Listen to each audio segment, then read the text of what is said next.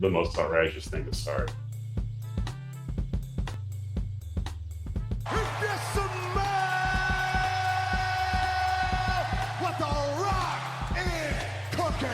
Recording live from count them two locations. This is Past the Rock. I am Patrick, and as always, I am joined by the great Jacob, aka Bethke. Thank you. Coming here live from someplace. Future, the last time potentially ever live from someplace. Yeah, and we are sans seas this week. He's infiltrating something, and we'll hopefully get some kind of report back of some kind. But we've heard there are NDAs involved, and so C's has snuck himself on the inside of a very very big deal here. So we're excited to hear about it. But yeah, the people may not know anything. And I was like, "What the hell? All right, dude, go for it." Yeah, I would say it's one of those opportunities where you have to be really persistent to have found this opportunity. I also feel so great for Caesar for whatever he was able to stumble on / work towards. I don't know. You don't think it was just a Craigslist ad? It's very possible. I'm excited to hear the details for sure. I don't know about signing no NDAs, but speaking of, It depends on who it is. 3-lettered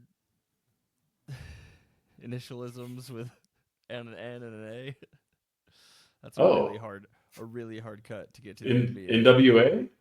Oh no, we will not be breaking down Compton's finest rap group. Yeah, I was like, how do I do any of this without cussing? Yeah, no, that one's it's a big one that would be relevant right now. That involves me saying a cuss word, and if we want to pretend like someday we might get paid to do this, I got to keep it no cussing until like 5 to 8 minutes in. So you're right. That's very true. And sometimes my topical things are very dark, and I have to be like, maybe I shouldn't start the show with the most dark topical thing I can make reference to, and instead end the show with that. And to be fair, we probably should take advantage of having the freedom to do so, but.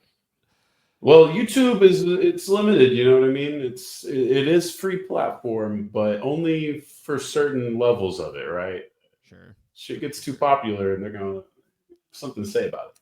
And all of a sudden I gotta start reading BetterHelp copy. Exactly. And then all the comments are, don't you know BetterHelp's actually evil? Why are you who's paying for any of this? The best one I saw recently was an ad on YouTube and they're like, that's what I want actually. So the one that gets crazy is, basically all the shows age towards us. It's hymns, right? Like everything, all the sports, all everything. Everything's hymns, right? But another one that cracked me up was that it was Danny Brown selling like nicotine. Sure. Danny Brown has a podcast now. He's super cleaned up and sober, and it's actually pretty good. Interesting. I only saw one episode. Is that the name of the podcast? I think it's just the Danny Brown Show or something like that. I think up and sober. Oh no, it's just the way he's talking. It's actually kind of crazy. Guys, you got super cleaned up and you got sober. Well, did you like care about Danny Brown at all back in the day? I'm assuming he's a hip hop artist. Okay, so I think you actually would have loved old Danny Brown, and maybe even all of the discography. Yeah, you definitely would have heard it back in the day. He was very popular in the college rap scene. It's a name I have back in the day. Grown Up, I think, would be the #1 hit for him. But yeah, he looks old. How old is he? 44. He was an older guy when he started too. He actually looks younger now than when he started. It's incredible. Drugs are bad, and they're sometimes they're good and they're fun, but like. Otherwise, not great. Yeah, it's one of those cases of like you don't realize it until you see it. I think I gotta assume he was on someone's album or something that I would have heard. Oh yeah, Danny Brown. I wouldn't say he had like as big of a career as most of those people, but I'm sure he was on like an Absol record. I'm pretty sure he would have been featured with like Action Bronson, some of those guys at times. I'm sure. He definitely did posse cuts. I don't know which one specifically you might have. Featuring Danny Brown and The Alchemist. I'm a little embarrassed for The Alchemist and for Danny Brown, but expand. Danny Brown and MF Doom. Yeah, there is a Doom in that. Yeah, Beat that's true. King featuring Danny Brown and Riff Raff. That's why I said you probably would enjoy. Yeah, no, Riff Raff. Yeah, he definitely would rap Riff Raff. Yeah, because he's definitely on the MF Doom scale of weird and like creative. Okay. That's a lot of Danny Brown. I like that. I like that thought. But yeah, Anyways, basketball. yeah, so the NBA Finals have started, right? It's been a whole week, and we've got 2 games in.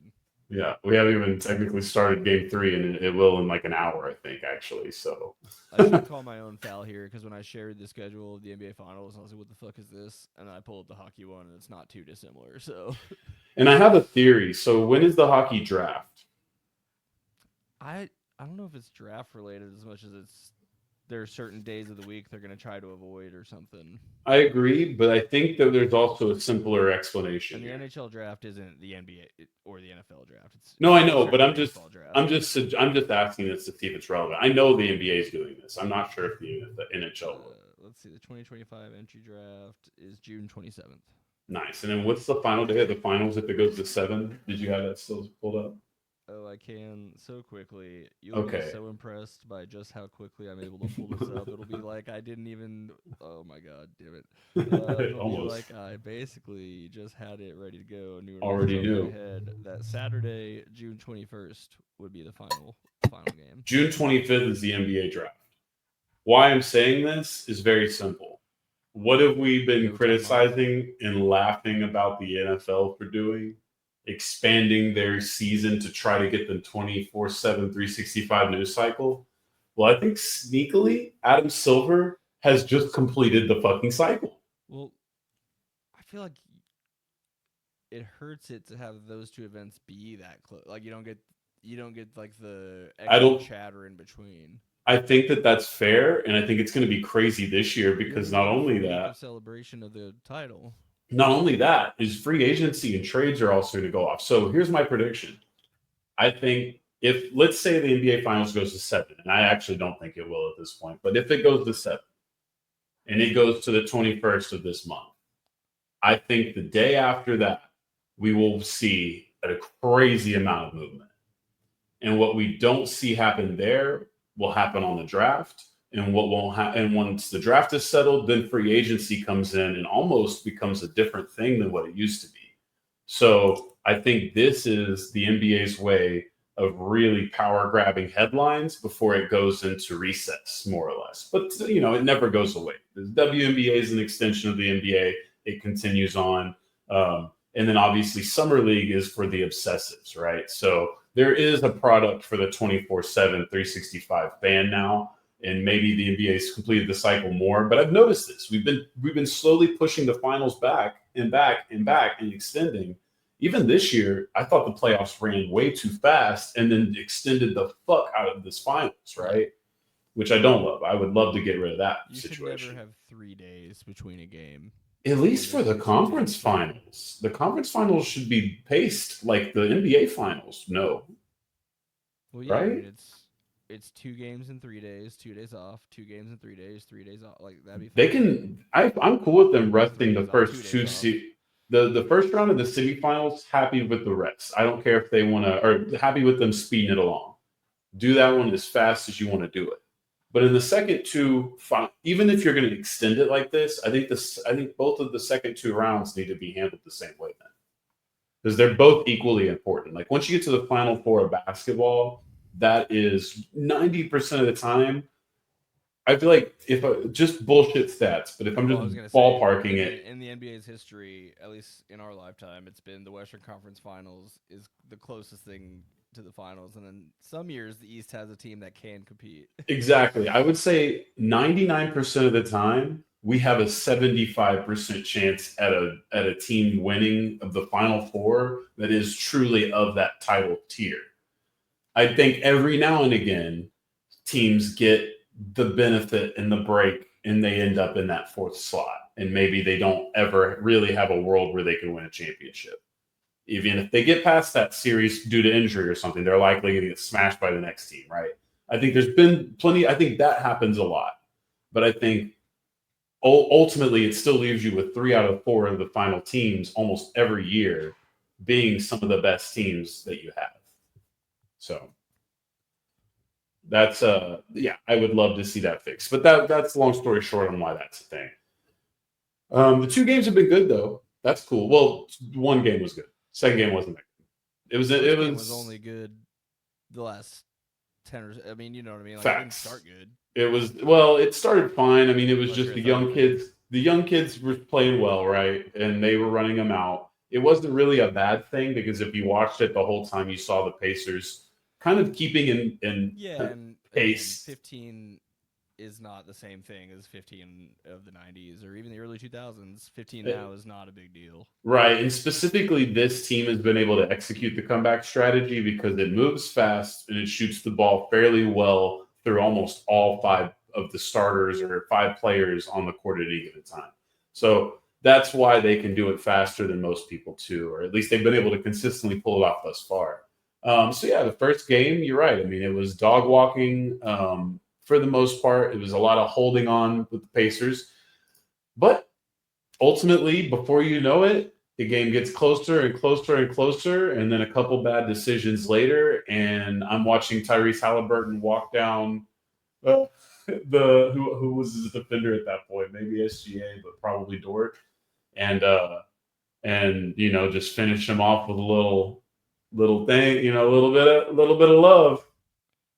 Pulled up and kind of a floater, not necessarily the prettiest shot in the world, but kind of looked true the whole time. No, but it fits just with what he's been doing this whole playoff run, which is just seemingly just being the absolute most clutch player that's ever been.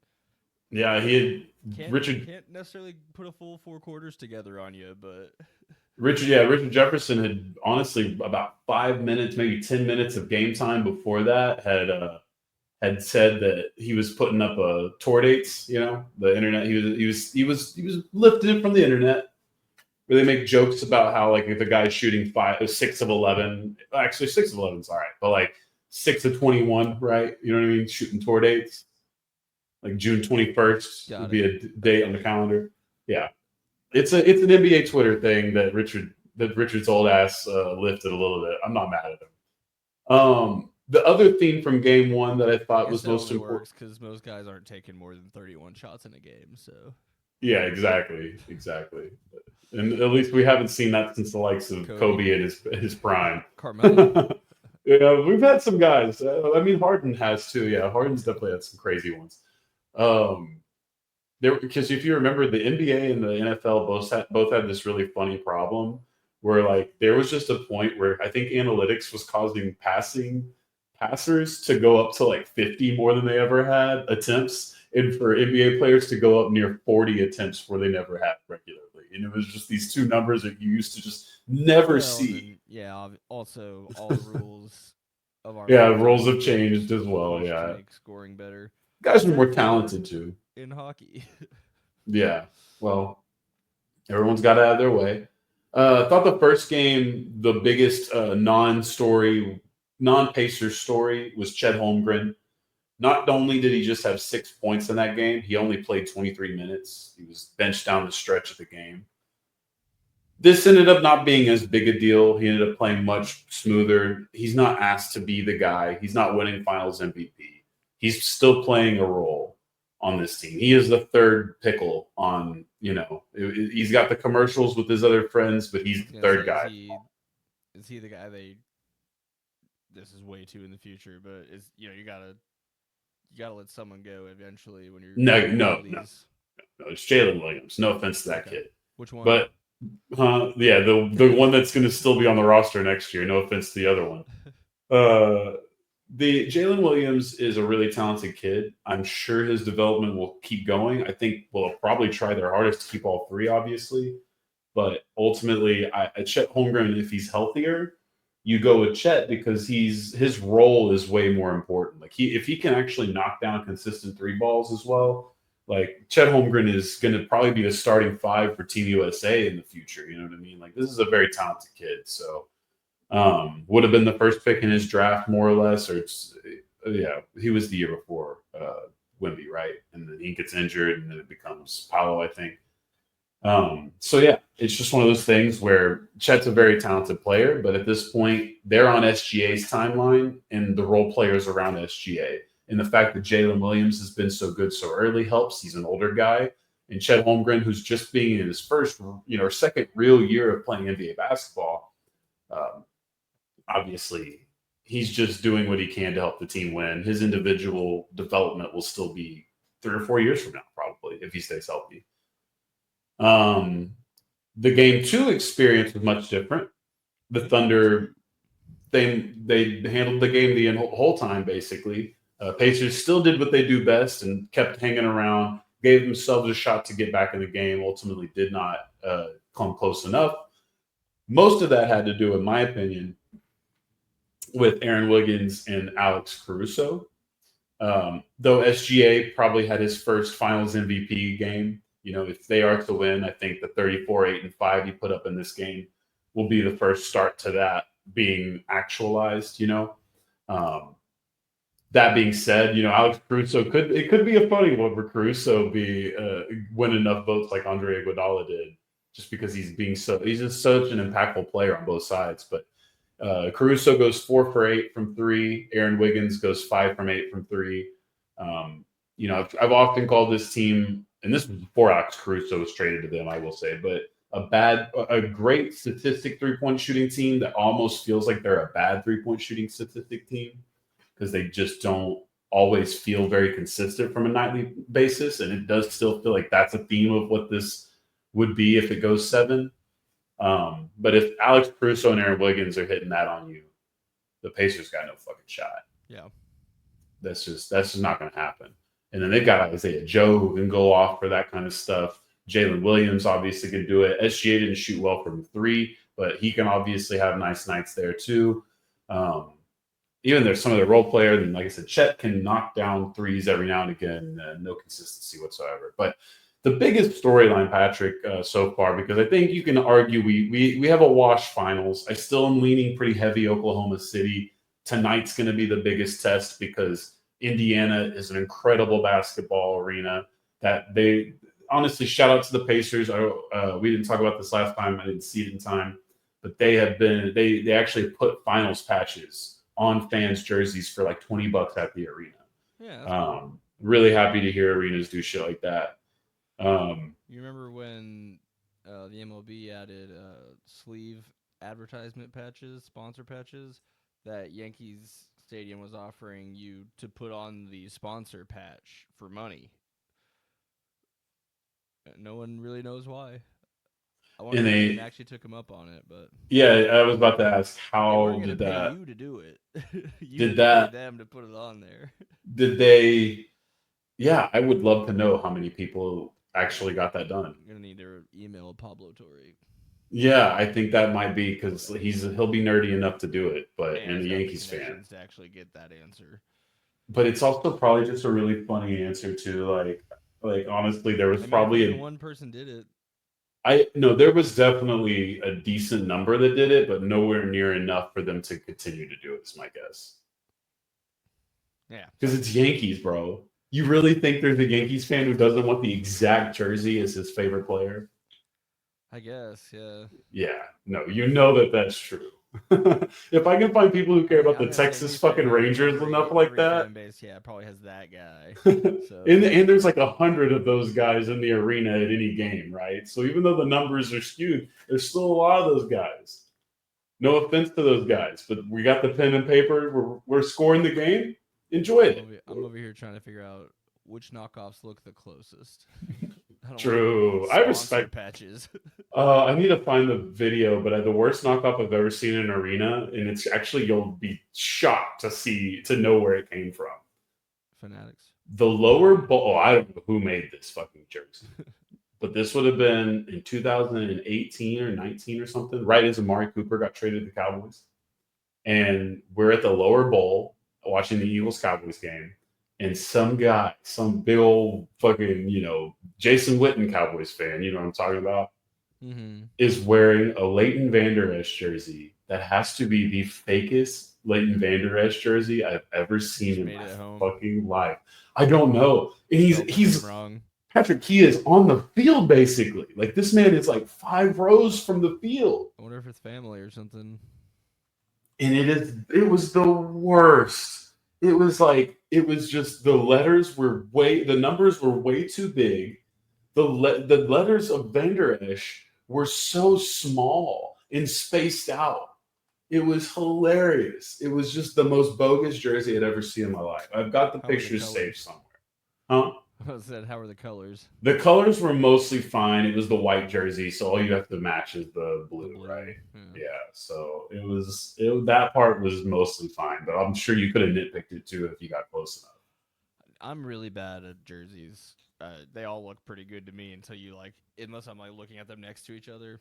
Well, no, and that's true because they're usually made in the same places. But yeah, one really bad Stars knockoff, like for some reason it just has long stripes vertically down the sleeve.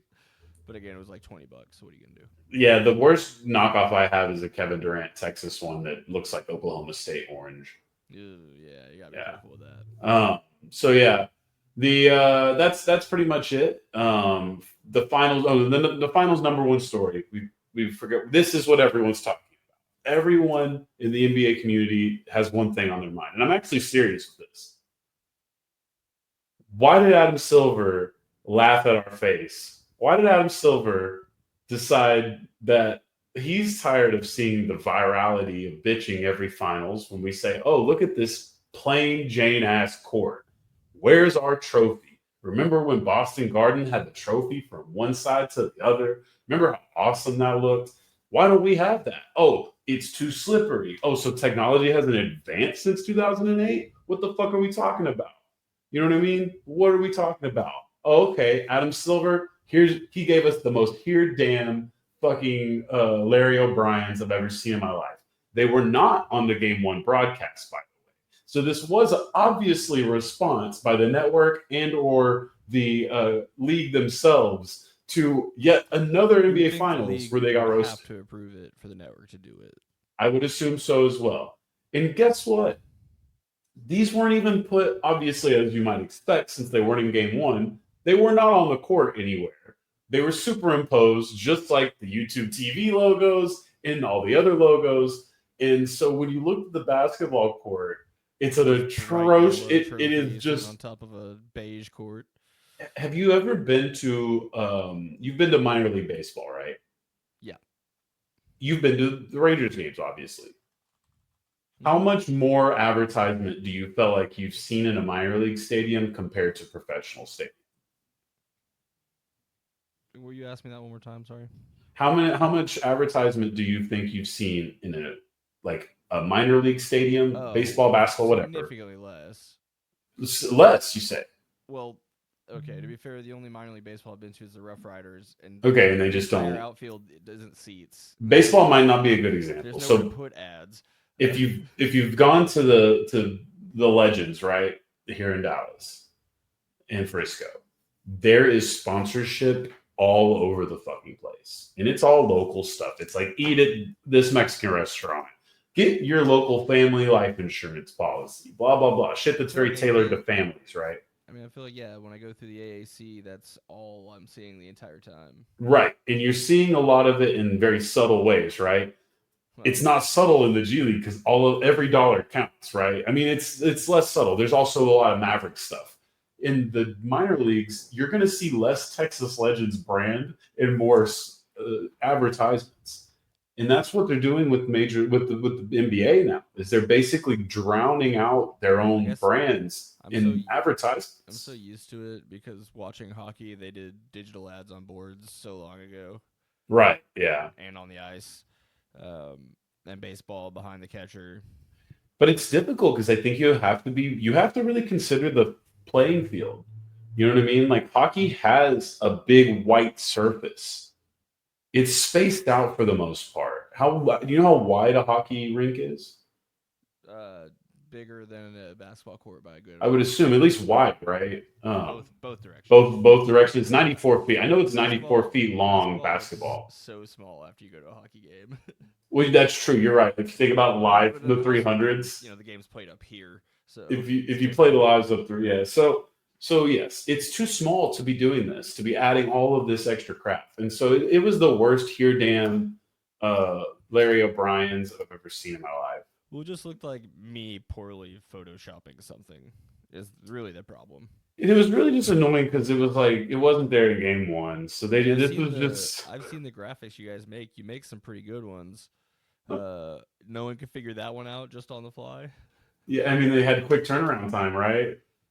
They had 3 days to do it, 2 days to do it, whatever. They've So done much harder on less time, but I was so frustrated with that. I just don't I'm just looking at it now. I don't feel like there's any logical way for them to not be able to pull off the old logo. I mean, I don't really need it. I think I think it kills a lot of the romanticism of it. I do. I would prefer just a nice moderate logo at mid-court for the team, and then not much else going on in that court. But It doesn't have to be the entire Larry O'Brien behind the team's logo. I don't mind the Dallas skyline thing. Right, that's what I'm saying. We have so many. Look good. Like why? And then here's the thing: why can't there just be special made courts that have the safer graphics on there just for the finals games, and then you auction them off to the fans? Like, what? I really don't understand why they don't have the extra courts made. It's just for 2 teams for 7 potential games, man. You're asking owners to spend money. But for the league, like this is like it looks so pathetic to look at the version of the way that they used to sell the game compared to now. Pathetic is their increased profits, their increased valuations. Well, and I feel you, but again, you're saturating the product too much. Yeah, we're getting. I mean, a lot of this happens with stuff with problems with the NFL is they don't have to do anything different because it's still working. Baseball's had to make some major changes to its actual game to get people to keep watching. No, and that's true. But I think the NBA will have to face similar ones in other ways. It may not be as dire, but I do think that there's going to be demand for that. And this is just one of those little ways. The foul baiting last 2-minute timeout thing, like none of that's made any quick progress in my life. I feel like that should happen soon. Well, let's see if we can touch on this because we're not going to touch on college basketball otherwise. But college basketball today is considering considering cutting to the 4 10-minute quarters. So I think that could help, but it also could cause more stoppage. I'm interested to find the data on that one to see where it comes out. Weird that in high school, do they play 2 halves in most places? I bet it varies a lot throughout the country. I think it's mostly periods. I think it's mostly periods. AAU is probably periods. I don't think that they would do 4 quarters. Yeah. I think they do 4 quarters. Okay. I'm not 2 periods. Yeah. So it just seems weird that all of a sudden in college they're like, oh, here's an entirely different game for you to play. And then your next level, you'll immediately never do that again. Yeah, but again, basketball wasn't developed unilaterally at all. Or vertically, yeah. So it wasn't. It was definitely built. It just kind of was created, and then multiple places were able to bloom it at the same time. So that we have all these differences in opinions, even in our own countries. It's wild. Yeah. That one's always been one of the weirdest things in like a top tier major sport, which college basketball still sort of is. Well, everybody monopolizes things, right? It just doesn't resemble the actual game the other guys were playing.